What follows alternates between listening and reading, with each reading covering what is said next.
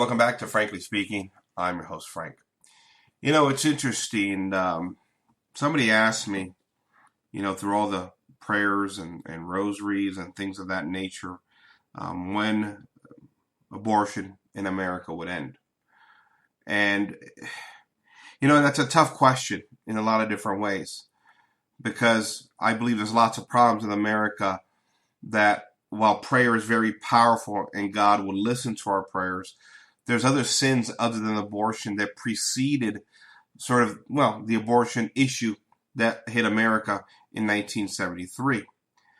And with that, we have to consider a more comprehensive understanding of why abortion is legal, remains legal, and why I would argue it's not going to end anytime soon. And in a nutshell here, it's basically because we're a heretical nation and we've accepted heresy as a norm. And with heresy comes lots of disorder, dysfunction, and sin that hits our civilization. And in many respects, abortion is a chastisement of sorts that is really the blood of the innocent. Now, for my part, I've always argued, or at least recent, that there is a disorder at the top of American civilization, and it begins at the origin. The first of which we never define divine truth. We never established the social kingship to Christ, leaving bare sort of the idea of moral truth at the top of our nation. I'll speak for Americans here because that's what I know the best. But in large part, post-Enlightenment liberalism, post-Enlightenment revolutionary Masonic ideology has really brought this destruction to all of the West at this point in history. But in America specifically, we never established moral order in favor of these individual rights, these abstract ideas of man serving himself in that respect, in this naturalistic means, in this humanistic world, right? And in that sense, lots of disorders have come down the pipe. You're asking me here, when is abortion going to end? Well, from a spiritual nature, I would argue that these disorders are a chastisement. But from a real world, rational perspective, I would argue, well, why would it end? We have to ask why abortion was first legalized. Well, first of all, you got the mentality that accepts abortion, and then comes the legal repercussions, right? Because in a democracy, legislation is usually a response to the culture at large. And the culture at large adherence to sin is a result of dysfunction at the family level, right? So what was it that brought abortion to the forefront to make it legal in 1973? I would argue that in some respects, it was women going into the workforce. Now, in some capacity, women have always worked. But in this mold of the American idea of the economic engine of prosperity, when you devalue the supernatural and truth at the divine level and make your highest priority the naturalistic world, it's only a matter of time before all members of that civilization are going to seek what you've elevated as the greatest truth. Economic prosperity. You'll hear it on the political right all the time here, really on talk radio, right? You'll read it in books. What is the greatness of America? I listened to Rush for 15 years. He will tell you that America is the greatest nation in history because we bring economic prosperity, we bring freedom, we bring liberty, and we spread it all over the world, and we've established a standard of life that no other human beings on the face of the planet have ever lived before. The comforts, the pleasures, the leisures. That's what America is. That's the greatness of America. Now, that's vastly different in the old world, where there was, less emphasis on the natural. And there was a counterbalance that the supernatural played a role. And in that sense, it changed the way we think, right? Because men had a certain duty in that civilization to be the patriarchal leaders of the family, to be the providers, the protectors of the families. And women had this natural role of being mothers in the home and taking care of everything in the home concerning children. That was one of the greatest jobs ever. Well, it was considered one of the greatest jobs ever. Now we demean that, suppress people. But of course we do.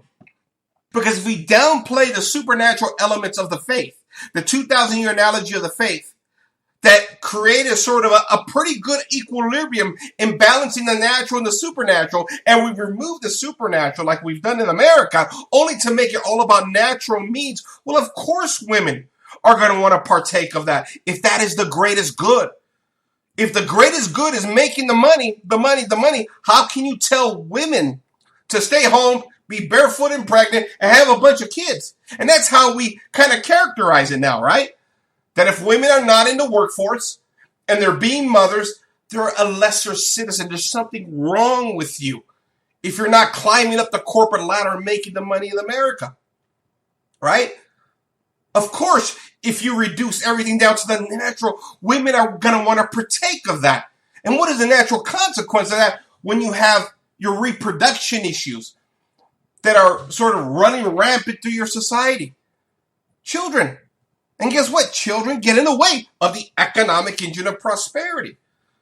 And this is why I would argue that it's not just the left that has pushed abortion, but it's been the right that has looked the other way. Understanding that a person that stays home and is not productive and is some kind of way, if it's not, how should I say this? If it's not profitable in some capacity, then we have to look at it with great skepticism in America. And that's really been the history of America, right? If it doesn't make profit, then there must be something kind of wrong with it. And really, in many respects, that's what motherhood is, right? It doesn't make profit. I mean, you can argue that, well, maybe we need more citizens to be economically viable. Well, that's fine, but it's not like the right has ever championed the idea of population rates growing. They stood on the sidelines on the abortion. They stood on the sidelines with the contraception issue. They don't even take that seriously anymore. See? I mean, there's some fundamental problems here for the right that they don't acknowledge. And it comes down to this issue, right? As we begin to liberalize more, we have this critical date, 1961. 1961. And I believe 1961 is the year the world changed. What happened in 61?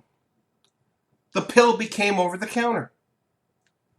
Look at the numbers since 1961. Look at the numbers of all the things we would look at as the great moral vices of our time. Depleting populations in the West, abortion rates, the rise of the disordered lifestyle, pornography and the addiction to pornography, shacking up out of wedlock, the loosening of moral standards. Go down the list. There's a reason why we say the 1960s was the beginning of the sexual revolution. But that sexual revolution doesn't start until the pill is made legal over the counter. Because the moment the pill becomes over the counter, it inherently says that children are not of value anymore. And with that comes all these other issues, including abortion. Because what abortion does is it's kind of the backup emergency plan just in case the pill failed. Or just in case you forgot to take the pill. Because now we got this economic engine of prosperity that's burning. We got to send everybody to work. Look at the structure of the economy today. Look at this mess that we have today. We have an economy that forces two people to go out and work and produce. Look at the price of housing or land today. It's designed for two people to go out into the workforce. In some cases, you need three now in some of the blue states, right? It's not accommodating the economy to the family. And it's a beautiful system in many ways, right? Because the more you have producers you have in the family, the more money that's able to be spent by households. And we see rise of prices and everything, right? From housing to cars, food, everything. And if you're in a financial district, right? If you're a banker, that means more loans you're handing out to people in order to manage this life. But the economic engine of prosperity, sort of the mentality that begins with this idea that the natural is the supreme good. The natural is the ultimate good. And it's what we should all strive for, rather than a balance between the natural and the supernatural, where we put Christ the King, The Holy Family as our model, where we call for sacrifices from the material world when necessary. Don't get me wrong. I mean, material prosperity is important, right? I mean, some people even fail when they don't materially prosper or when they're suffering in sort of, let's say, a boatload of debt. They need their financial structure. They need their material world in order. We're human beings. It's very important. But it's when we put an overemphasis on the material at the expense of the spiritual that we become imbalanced. And look at the state of the world today. Look at the state of the family. Look at the state of the culture. But even more so, look at the state of the most cherished individual, specifically in America. People are broken. They're broken in America. This despite all the prosperity and the economic engine of America, right? We have more gadgets than ever before, better health care than ever before, more money, more food, more leisure, more comfort, and yet we're all miserable. Broken families, tattered social relationships. We're all popping pills to deal with life, with depression. It's quite amazing what we've become. Because while we've prospered in this economic engine of prosperity, socially, we've suffered. Morally, we've collapsed. And we're all looking around for answers now as political entities now encroach on our well-being because they've lulled us to sleep, right? It's quite amazing times we're living. So if you believe that going on your little March for Life high school field trip to Washington, D.C. is going to end abortion, I got something else for you. It's not. Because this is a spiritual battle just as much as it is anything else. But it's a spiritual battle that entails a greater universe of issues that have led us to the point where we've accepted the murder of the unborn in the womb. Think of it this way. We can't even get the political right in America to make the case that a contraception is destructive or been destructive to our civilization, to our nation, to our country, despite all the evidence, right? 1961, look at all the moral depravity that followed after the pill was made over the counter. Now, they're going to make some grand argument, well, we had the Industrial Revolution, and we had the Enlightenment, and we had the process. All true. Those events preceded. I mean, we've been going to the left, if we're honest, since the Protestant Reformation. We go on steroids after the Enlightenment, and of course the Industrial Revolution, the gay 20s, or whatever that was in that era, all a left-leaning sort of trajectory the West has been on since that time. And I've made that argument on this show here that America has been going to the far left since 1776. But when we talk about the sexual revolution, there's one key date there. There's one key moment there. 1961. It's when the pill becomes over the counter. Because see, before 1960-61, there was still standards of morality. You still had the fumes of old Catholic morality that were left in the world. Granted, the Enlightenment, the Protestant Reformation began to eat away at that, without a doubt. And we see it. And we see this churning throughout the 18th century, 19th century, through the World War I, World War II era generation. But by the time we get to the 1960s, the fumes are starting to evaporate. There's nothing left at that point. The moral debauchery is spreading everywhere now at this point in time. But because there is no more moral arbiter of truth in the world. It was the church. But the church began to become ashamed of its mission. And because we fully rejected the church in the West, primarily in America, and America having its influence being the first of the grand Masonic revolutions, we've seen the wave of liberalism infect the world and the church in that capacity. But do you find it a coincidence that abortion, disordered lifestyle acceptance, addiction to pornography, the shack of culture, right? All these moral degradations were all preceded by the pill in 1961? Is that a coincidence?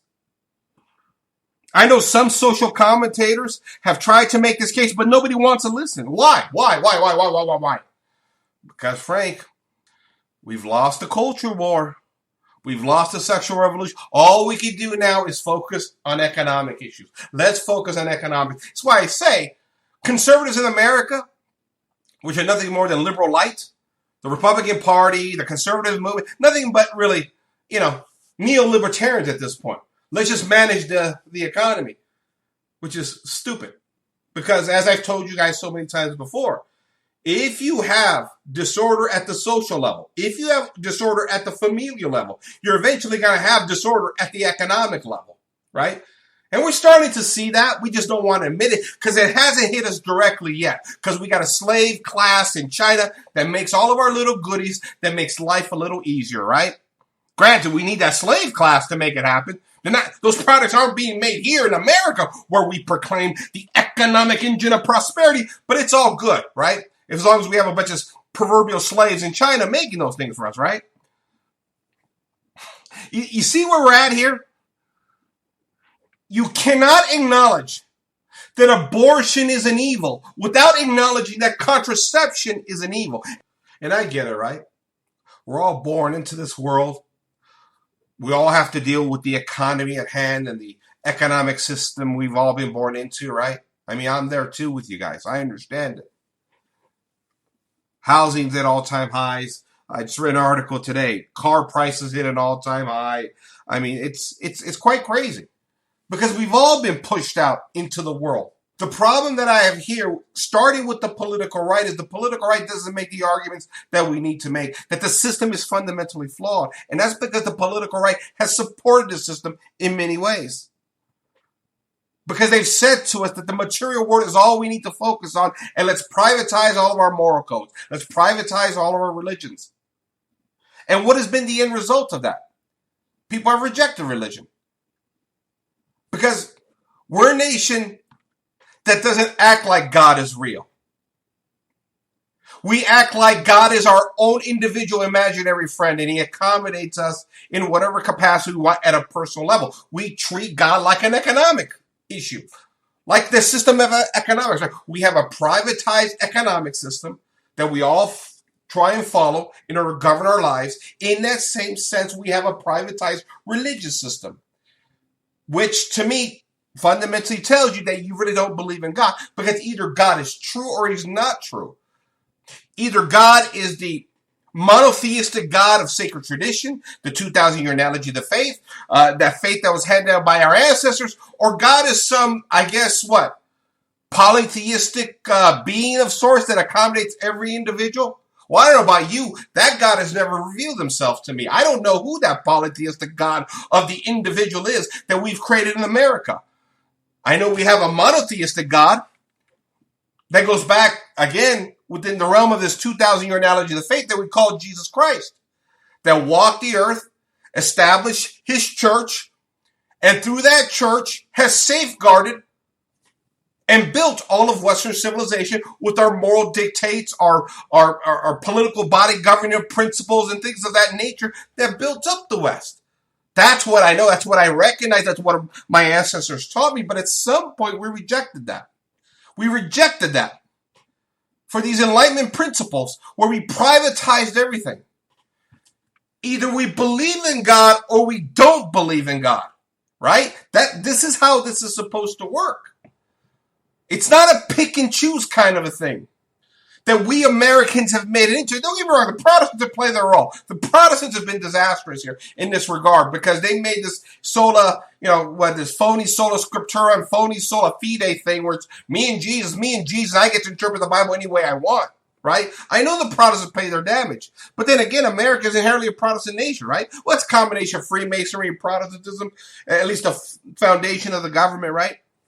And that plays a role. And it goes back to what I've said all along. You look at our civilization today, where nations still have this fight in them, where there's still some sense of moral order. The Protestant nations have all collapsed. They've all collapsed. Now, the Catholic nations are suffering without a doubt because we've infused sort of liberal values there. But there's still a remnant. And you can tell simply by simple statistics like church attendance, right? You still got Catholics that are going to Mass in Italy and in France and in Spain, things like that. But you go up to the Scandinavian nations, it's totally collapsed. Protestants don't even believe in their own religion, in their own Protestant lines anymore. It's all privatized at this point. And that's why those nations are really the leading bastions of liberalism, right? Look at the Netherlands. It's a puritanical nation like America. It's a Calvinist nation like America. And the Netherlands has led the world in moral depravity. And guess what? America's not too far behind now. It's like historian Charles Cologne says, for some reason, these Calvinist puritanical nations always lead to this vast sort of extreme, sort of social liberal policies. And that's what we're seeing. And then the few Catholic nations that are left that are truly fighting is Hungary and Poland and some of those Central European nations. They're being attacked by the West. And who are they being attacked by? It's not just liberals, it's not just progressives. They're being attacked by conservatives who are touting democracy, freedom, liberty, right? That's how they attack them, because they dare to stand against this thing, right? And then now I get it. Democracy has to reign because that's a religion to us in America, right? That's how we determine our governing body of laws. And in many respects, it's also how we determine our morality. Democracy is our God. And when those nations say, wait a minute, this pure thing we call democracy, if it's going to eventually destroy us, we don't want it. See, in America, as Americans, we've accepted the destruction of our culture. We've accepted the destruction of our family because we still got the economic engine of prosperity and all those cheap goods coming from China, right? By that proverbial slave class. As long as we got that, to hell with the culture, to hell with the family. We've accepted. But for those nations that are saying, wait a minute, we've seen what you guys in the West have done. We've seen how Western liberalism destroys culture and family, and we don't want it. And if that means that we have to step in on democracy and control it by some means and ultimately contradict some puritanical visions or understanding of democracy, so be it. We've seen what you guys have done in the West. It hasn't worked. You guys can't control Satan in the midst of your democracy. We're watching you from afar and we're laughing at you as you destroy your own nations, starting with America. And yet we want to impose our values on those nations while we're destroying and burning from within, thinking that we're better. And this is conservative. This is classical liberals. The Weekly Standard is the first of which that constantly attacks Poland and Hungary because they're not pure. They're autocratic nations because they got strong leaders, don't they?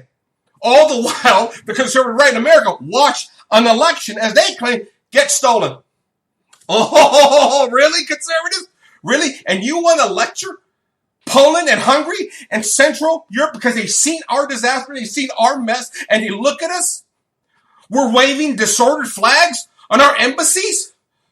And you want to criticize them? What is wrong with you guys on the right? Don't you see this problem? Or is democracy, freedom, liberty, the right for you to vote, is that so important to you that you've even elevated these things above the rights of God? Because it sure seems that way here in America sometimes. God is like a little genie. We pull out the bottle, we rub it whenever we want 3 wishes. That's what God is in America. And that's not the God of our ancestors. It's not the God of the 2,000-year analogy of the faith. It's something new and different that we've concocted. And in that process, our culture and our families have been destroyed. And guess what? Our economy is not too far off. Then what will be your claim to fame, conservatives? What will you have then? Many of my friends on the right, I'm telling you guys right now, you've been misled. You've been misled by talk radio. You've been misled by Enlightenment thinking. You've been misled by Fox News. You've been misled by a whole bunch of guys that make a lot of money off selling their crap and their ideas to you. What I would encourage you to do is to read your history, but read the history of your ancestors. Not from a political perspective, not from this classical liberal perspective, but there was a history there. And it starts within your own family. What is the history of your family? What has your family done right? What has your family done wrong? I guarantee you that if you delve deep into the history of your family, those that were the most devout in your family were the most ordered. Those that have rejected the faith were the most disordered. I can't tell you how heartbreaking it is to watch many friends that I've known whose family along the line, particularly in the 1960s and 1970s, rejected the faith, right? Either first they went into Protestantism or they rejected faith all complete, and now the family has fractured and broken. When you look at this family line, especially if they came from the old country, whether it's Italy or whether it's Ireland or whether it's Germany, whether it's Poland, whatever it may be, these were strong family lineages, strong families. Usually had a strong patriarch in them as well, too, that was religious, that led the family, right? But somewhere along the line, there was a defector. There was a rebellion. I've seen this a lot, right? Where one child of this family sort of line said, you know what, I'm going to rebel and I'm going to marry a Protestant, or I'm going to marry a Jew, or I'm going to marry, somebody completely different and break away from the faith and leave the faith. You see that line of that family usually break apart morally. And from there, it's a complete disaster. From there, we get all kinds of moral dysfunctions, whether it's a shacking up out of wedlock, having kids out of wedlock, broken families, divorces, the disordered lifestyle. I've seen a lot of this. It's just we don't want to make this connection because it hurts. It's painful, right? Whether it's an uncle or an aunt or best friend or your best friend's father, your best friend's mother. Nobody wants to judge people harshly for the mistakes that they've made in life. But at some point, we have to look at the concept of rebellion, and say, why did people rebel? And where did they go wrong? And usually at the core of this is sin. The acceptance of sin and breaking away from the one true faith and from the sacraments. And this is what we've done. This is what America is now, right? We're a bunch of bastard breeds from all over the world that have come together. We've intermixed and we've lost our identity. But in the process of losing that identity, in order to fit in, you have to surrender something. And that's been the faith. It's been the faith in order to make common values work. And the irony here is of it all, that we have no common values. We've all intermixed, and yet we're at each other's throats. We're all broken as a culture. We're broken as a family. We're broken as individuals. And look where we're at now. A nation, not only that is divided, not only are we at each other's throats in America, but we have an identity crisis. And this feeds fuel to the fire, the anger, the confusion. And if you believe that economics is going to save us all, I'm telling you right now, the economics, this economic engine of prosperity, it's going to be gone soon. It's not going to be here forever. You cannot keep up prosperity at the top without proper moral justice at the bottom. And as corporations and political elites consolidate more power and take a bigger and bigger share, what does that mean for everybody else at the bottom who doesn't want to partake wholly of this economic engine of prosperity? Because there's many people that are not as ambitious in regards to making the money. Some people want to live moral lives. Some people want to simple lives. Some people want to live easy lives. But in an economic system where you're always constantly asked to produce far and beyond your means, because that's pretty much what it is. I mean, look at the price of homes today. Look at the price of cars. Look at the price of everything. We're all being shipped off here to perpetually work from birth to death. All right? That's basically what it is, right? We're put into a public school system in order to start preparing us at the age of 4, and we're working till we die. That's why they keep pushing back Social Security ages now at this point, right? And by, again, taking power of the healthcare system, Obamacare now making it so expensive, you can't ever really retire, even if you do well, because healthcare is so punitive that you have to get to the age of 70 or 67, whatever it is, in order to retire, to get your Medicare. You see how this works? Even if you are successful to a certain capacity, they want you in the workforce for a lifetime, because that means, again, the economic engine of prosperity, everybody working, everybody producing to such an extreme that we have no more spiritual life and we have no more family life, and our culture is completely disordered. The old world understood that there was a balance between the natural and the supernatural. That we need a certain element of natural means for us to survive and live and raise our families, but also that there was something bigger than us, even bigger than us, with our individual rights. That we serve God first and foremost, and not the economic engine of prosperity. Bottom line is this, guys. Abortion ain't going nowhere. because it feeds that system. Abortion, the murder of children, accommodates the economic engine of prosperity. Unless we understand this and change the fundamental thinking of how we govern our lives, in an economic sense, in the social sense, in the familial sense, we're never going to see why abortion is perpetually supported at a political level and why nobody is willing to do anything to end it. I'm sure there's some well-intentioned people in the pro-life movement, but you don't have the power. You don't. And you can protest till you're blue in the face. It doesn't mean a damn thing in America unless you get the politicians to do it. And if the politicians are spiritually compromised, again, which is another problem in America because we don't deal with the spiritual. If they are spiritually compromised, which I believe they are, good luck with that. This is why there's no ending abortion anytime soon, because there is a contradiction between the family life, the familial life, and the economic engine of prosperity in America, sold to you by conservative talk radio and Fox News and all the book writers that you've been supporting who make a good living. There you have it, ladies and gentlemen. This is Frank, signing off for Frankly Speaking. Good night, everybody.